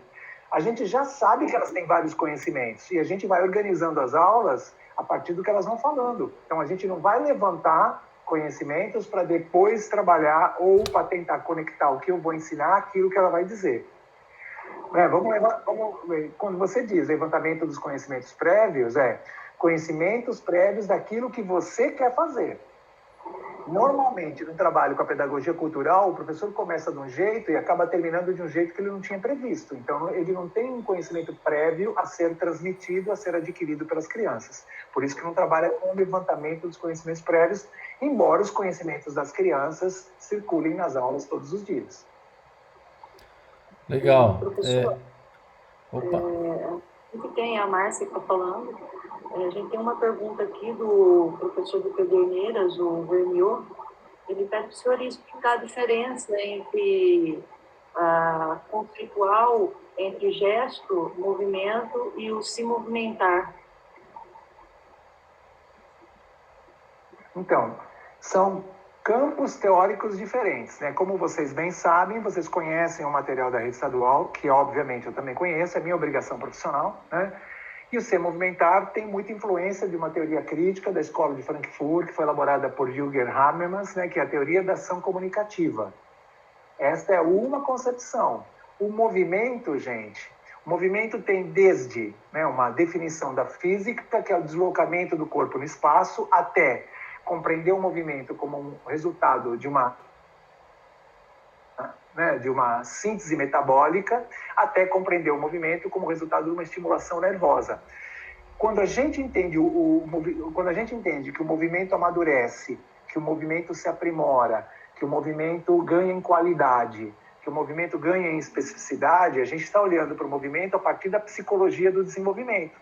E a gente vai pensar na tarefa, vai pensar na faixa etária, vai pensar, né, no estágio da habilidade motora que eles estão, se é inicial, né, se é elementar, se é maduro. Então, a ideia do movimento para a psicologia é diferente da ideia do movimento, do ser movimentar, que é para a teoria crítica da Escola de Frankfurt, que é como se o ser movimentar fosse uma forma de representação daquela manifestação. Na perspectiva cultural, na teorização pós-crítica, o movimento é um gesto, o movimento é uma forma de expressão. O movimento, ele carrega significado.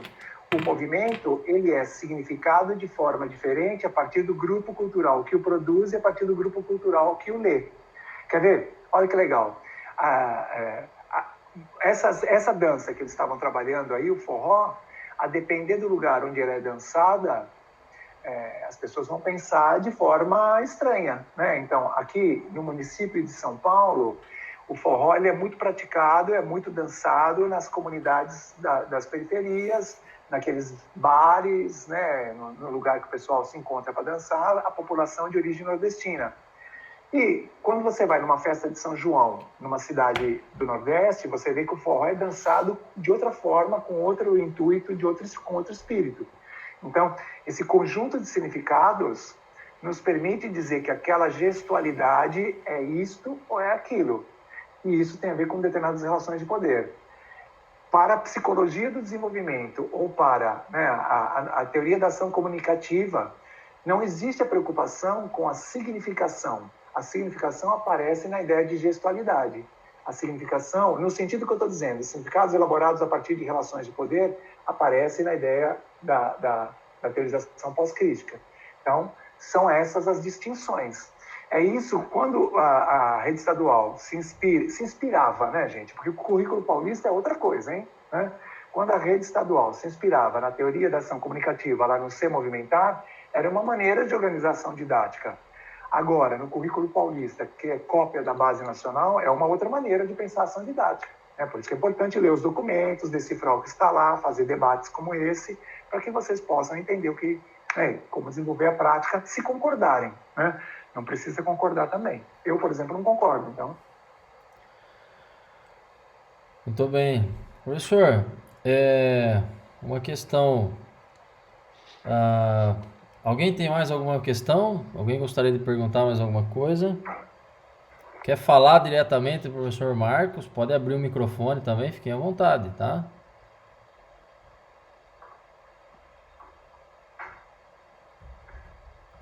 Depois da sequência didática, o pessoal ficou assustado. Quebrou, né? Quebrou o nosso cotidiano, né, professor? Quebrou o cotidiano da escola. Não, tô dizendo, né? Professor, Mas, eu gostaria... esses momentos aqui são importantes, na minha opinião, para que vocês possam interagir com pessoas que pensam outras coisas, né? Então, mas não pensa que é diferente lá na faculdade, não. Quando os meninos da educação física têm aula comigo no 4º ano. Eu trabalho com eles o ano inteiro, metodologia do ensino de educação física 1 e metodologia do ensino de educação física 2. E quando eu vou detonando esses conceitos, eles ficam congelados, porque eles estão há 3 anos ouvindo sequência didática. E quando eu chego lá e falo, sequência didática tem esse problema, esse problema, esse problema, vai na escola ver se dá certo sequência didática. Aí a pessoa começa, né, só dá certo se você esmagar as crianças, né? E também as coisas não são para dar certo. A questão da perspectiva cultural é colocar o professor e a professora na condição de autores da proposta, gente, de produtores da proposta, de criadores da proposta. Eu não aceito que alguém venha dizer para mim, na altura da minha vida, né, como que eu tenho que dar aula e o que eu tenho que ensinar. Eu não aceito isso, entendeu? Então, eu acho que sou eu que tenho que pensar quais são os objetivos, sou eu que tenho que pensar qual é o tema que eu vou desenvolver, porque eu sou professor daquela escola tal, né, que está no bairro tal, que tem pessoas tais, e que aquela escola tem lá uma galera que solta balão, e que na rua de cima tem um pessoal que tem um time de futebol, e na rua de baixo tem as meninas que dançam não sei aonde, tem os meninos que fazem não sei o que lá. Ou seja, é aquela escola, gente. Como é que alguém vai pensar no mesmo documento, na boa, pessoal, da Praia Grande ao... pisou numa escola, pode pensar isso, né? Vai lá ver, né? Se é a mesma escola, né? A meninada da Praia Grande e a meninada lá na beira do Rio Paraná. Vai lá ver. Não dá, né? Professor, o livro, né? A professora Sheila está perguntando do livro, para repetir o nome do livro, acho que é Modalidades de Ensino, é isso? Não, modalidades organizativas. Organizativas. É nesse livro que eu extraí o conceito de sequência didática. Sim. Né? Não é o livro que eu estou recomendando a leitura, tá? Eu só falei, olha, esse livro ele explica o que é sequência didática. Né? Tá certo. Eu tenho uma pergunta aqui, minha para vocês. No grupo de estudos aí, né, que você criou, vocês têm feito pesquisas, por exemplo, para verificar os efeitos da aplicação da proposta cultural nas aulas de educação física ou não? Sim. Há trabalhos, vale a pena lá vocês olharem lá os trabalhos já feitos, né? Há trabalhos que se preocuparam com os resultados dessa perspectiva nas crianças do 5º ano, nas crianças do 6º ano, nos alunos da educação de jovens e adultos, ou seja, você já tem gerações, né, gente? Por exemplo, há escolas, por vocês viram, né? O professor Flávio falando, não, aí o professor Felipe, são professores da mesma escola. que pegam as crianças que estão lá. Então, as crianças vão tendo a mesma experiência, na mesma perspectiva, durante muito tempo, entendeu? Então, já dá para você saber o que acontece com as crianças. Tem uma dissertação de mestrado do Jorge Luiz de Oliveira Júnior, que está lá no site, mostra o que as crianças entendem da proposta, como que as crianças vão entendendo a proposta. É interessante, e é legal ver também, porque ele também conversou com as crianças que vieram de outra escola. E aí estavam trabalhando com ele. E aí as crianças que vieram de outra escola também estranhavam aquilo. Mas as crianças, gente, que estão na escola e vão tendo 1 ano, 2 anos, 3 anos, 4 anos, para elas aquilo é legal, para elas aquela que é a experiência, para elas aquilo que é a educação física. Legal. A professora Silvia Vanzelli, né, para nós aqui, amiga aqui da diretoria de ensino de Jaú, ela está perguntando como é a avaliação pela proposta da perspectiva cultural. Bem colocado. Você também pode encontrar lá o artigo do Arthur Miller, que ele estudou, tanto o Arthur Miller quanto a Nina Scuderi estudaram a avaliação na perspectiva cultural. E a avaliação não é da aprendizagem do aluno, até porque a perspectiva cultural não trabalha com a ideia de aprendizagem. Então, a avaliação não é daquilo que o aluno aprendeu. A avaliação, que é um procedimento importante na ação didática, a avaliação é dos efeitos do resultado realizado. Tudo bem? Então, por exemplo, quando terminar isso aqui, né, aí eu vou pensar, como é que foi, como é que não foi, etc. Eu vou ter uma ideia do que aconteceu dessa experiência. Aí o Ademir me manda um e-mail lá e fala, Marcos, aconteceu isso e isso, eu pensei isso e isso. Gente, é uma outra ideia do que aconteceu. Então, eu vou ter alguma informação sobre o trabalho e num segundo encontro pensar de outra maneira, na medida em que a gente avalia aquilo que foi feito e não o que ficou. Então, não vai ter um questionário aqui para vocês, né, para saber o que vocês aprenderam. Mas pelas perguntas, pelas reações, pela quantidade de pessoas que entrou e saiu, pela quantidade de pessoas que depois ficou acessando o site, aí você vai tendo uma ideia dos efeitos deste trabalho. Então, Ademir, para ficar bem claro, né, a gente se acostumou com uma ideia de educação que o que a criança aprende é efeito do trabalho pedagógico. Não é assim, né? Porque, sobretudo nas práticas corporais, a criança conversa com um, conversa com o outro, acessa na internet, não sei o quê. Algumas crianças chegam, dependendo do tema, né? Elas chegam com conhecimento sobre aquela perspectiva, que as aulas são fracas demais, se a gente for pensar que as aulas vão contribuir com mais conhecimentos, né? Então, imagine crianças que são de uma família que dança forró. Essas crianças, elas têm saberes sobre aquilo que elas vão ajudar o professor, vão ajudar a professora. E você tem na mesma sala de aula crianças que nunca nem ouviram falar de forró, né? Professor, a Salete, da Diretoria do Ensino de Jaú, ela fez a seguinte pergunta: a autonomia em escolher o tema, habilidade a ser trabalhada de acordo com o contexto da sua escola, aluno, essa autonomia seria pautada no currículo? Então, Salete, eu estou imaginando... É a Salete Cristina? Estou vendo uma Salete aqui na minha frente? Isso. Ah, tá. Então, porque está bem na minha tela aqui. Salete, obrigado pela questão.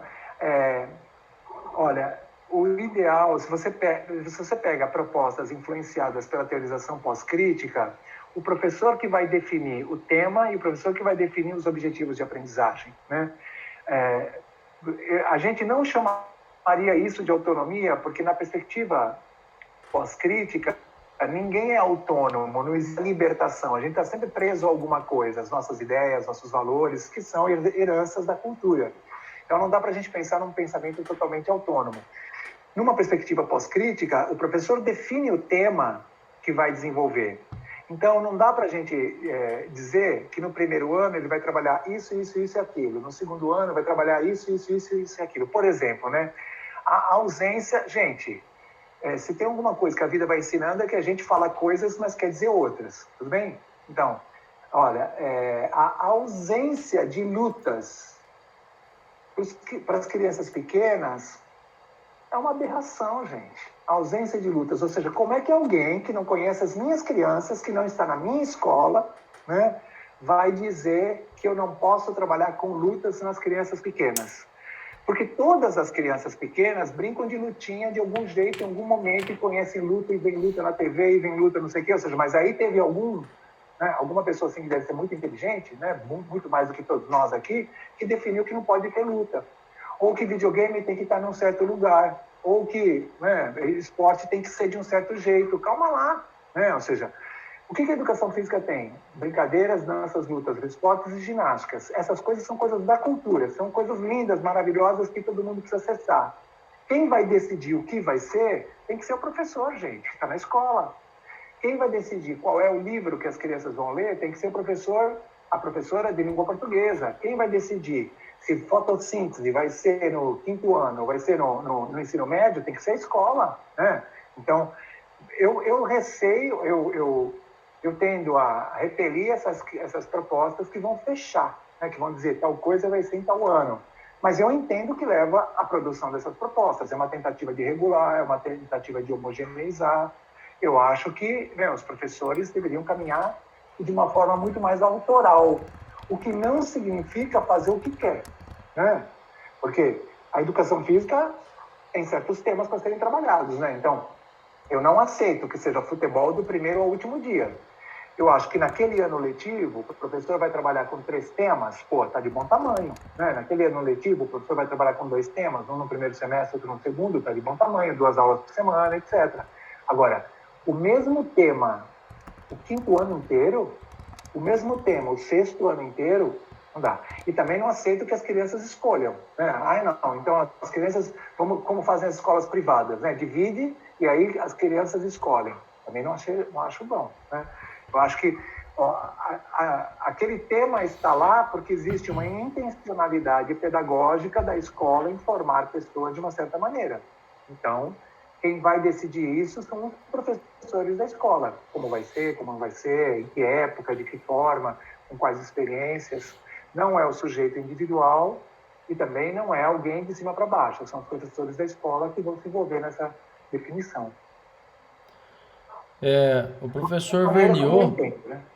o professor Verniot, ele perguntou se, né, na atual circunstâncias aqui do professor, né, de educação física na escola, se você acha que um professor que tenha uma carga horária grande, se seria mais difícil para ele aplicar ou não a abordagem cultural. Você acha que esse fator influencia na aplicação da perspectiva cultural ou não?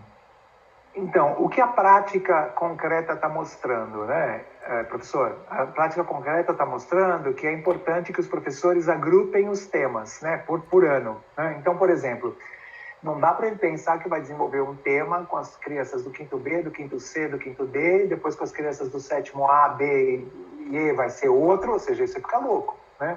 Então, o professor pode trabalhar com o mesmo tema com as suas turmas todas e depois mudar, né, com todas as turmas juntas, ou trabalhar um tema com algumas turmas e outro tema com outras turmas. E tema aqui, o que estou chamando de tema, gente? É a ocorrência social de uma prática corporal. Então, por exemplo, ele vai tematizar brincadeiras de antigamente, ele vai tematizar uma modalidade olímpica, ele vai tematizar uma modalidade internacional. Então, se esse professor tem muitas turmas, é bom que ele já fale, olha, metade das turmas vai trabalhar esse tema, né? Vamos supor, as turmas do ciclo 1, né? Do Fundamental 1, vão trabalhar esse tema e as turmas do ensino médio vão trabalhar esse tema. Ele define, não tem problema. Né? A quem cabe essa decisão? Ao professor, que é responsável pelo trabalho. Legal. E a professora Ana Cláudia Moraes, ela está perguntando se... qual é a sua sugestão, de repente, para atribuição de notas nesse período de isolamento? Como é que você vê o processo de avaliação agora? Que é uma dificuldade, então, agora... né? Posso completar? Pode, claro. Sim.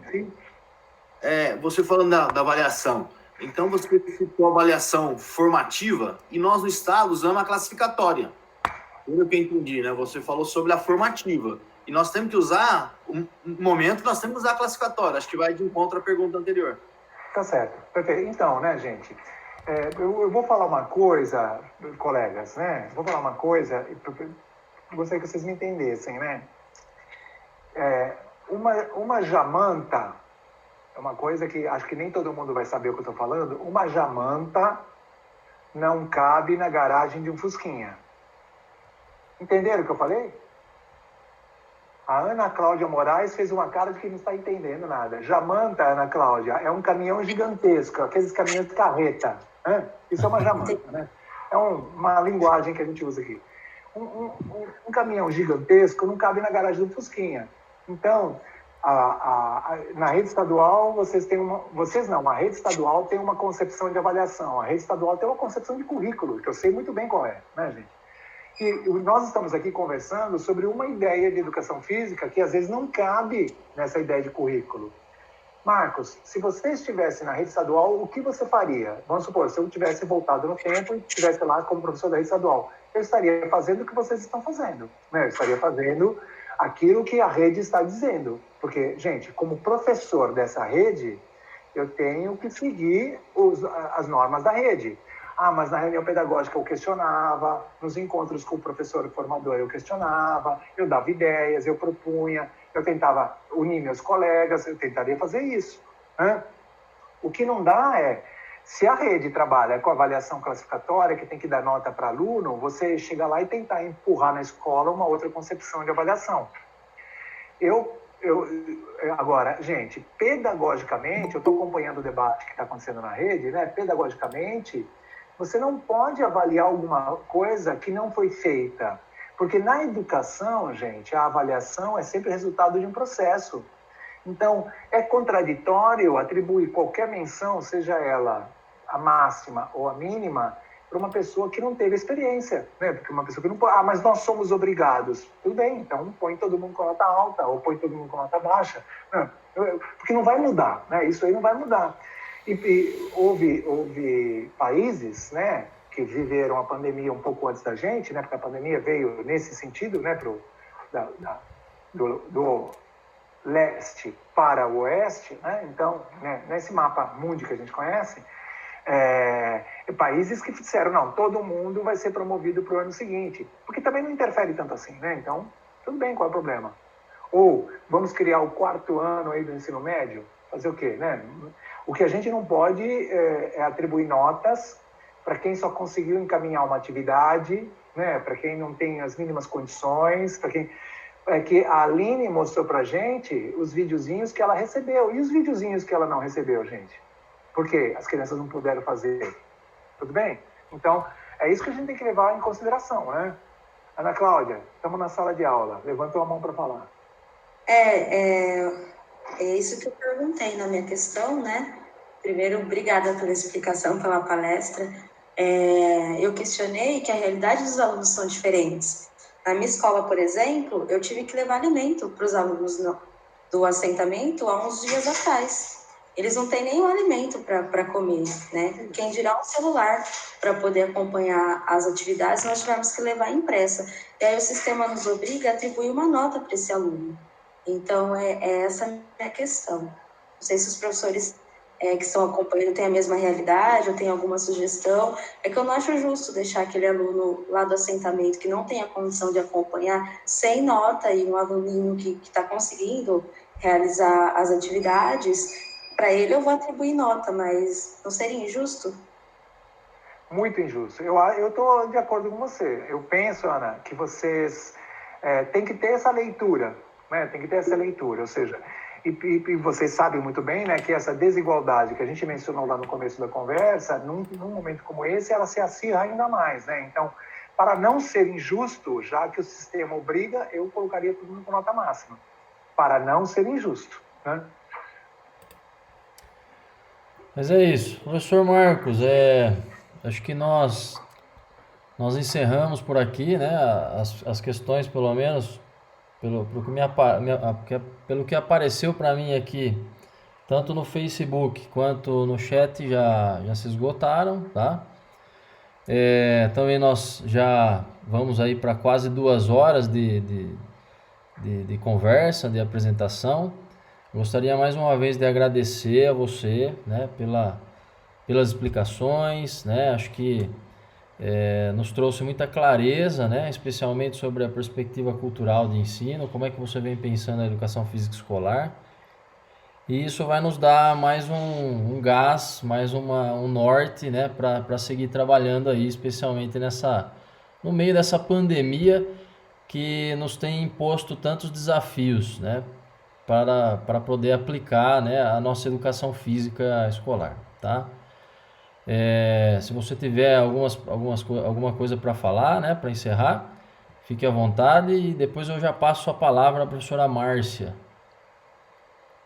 Eu quero só agradecer novamente a oportunidade, né, dizer para vocês que não há nenhuma intenção em conversar com a proposta dizendo que é bom, né, dizendo que é melhor, não é nada disso, é mais uma possibilidade. Então eu parabenizo e exalto a iniciativa da diretoria de ensino de convidar várias pessoas, de discutirem, de ouvir vocês, etc. Eu acho que é esse que tem que ser o exercício, né? Então, longe da gente querer impor, porque se a gente quiser que a educação fisicultural vire para todo mundo, a gente vai ser contraditório com aquilo que a gente defende, né? Então, a gente defende a pluralidade de ideias e que as pessoas possam ter concepções distintas, né? Então, a diferença ela é uma coisa positiva, ela não é uma coisa negativa. Só isso. Obrigado. Bom, gente, em primeiro lugar, eu queria agradecer a todos, né, que estão participando, agradecer novamente o Testa pela colaboração, pela parceria. E professor Marcos, muito obrigada de coração, em nome da diretoria de ensino de Jaú, da minha dirigente, da Carla, da Salete que está presente. Muito obrigada, foi excelente a palestra que o senhor deu para a gente. De coração, muito obrigada mesmo, viu? Obrigada a todos.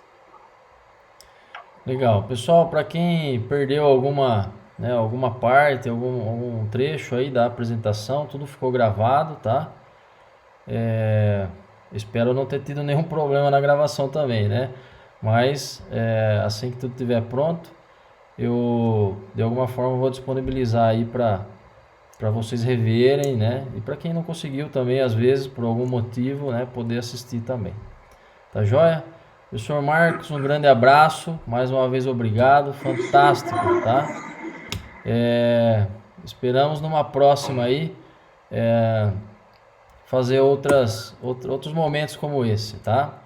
E já aproveitando o momento, né, para convidar os amigos, os colegas, na semana que vem, tá, na quinta-feira, no mesmo horário que ocorreu essa apresentação, a partir das 9h30, a gente vai estar conectando aqui para tentar iniciar aí perto das 10. O professor Mauro Betti, tá, vem falar conosco também sobre as ideias dele. E ele vem falar um pouquinho sobre a BNCC, tá? Ele vem fazer críticas construtivas e também falar das possibilidades de trabalho na educação física escolar, olhando para a Base Nacional Comum Curricular, tá? Que é uma outra perspectiva também para nós agregarmos aí ao nosso trabalho cotidiano, tá joia?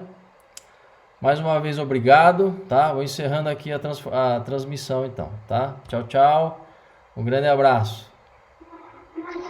Tchau, obrigado.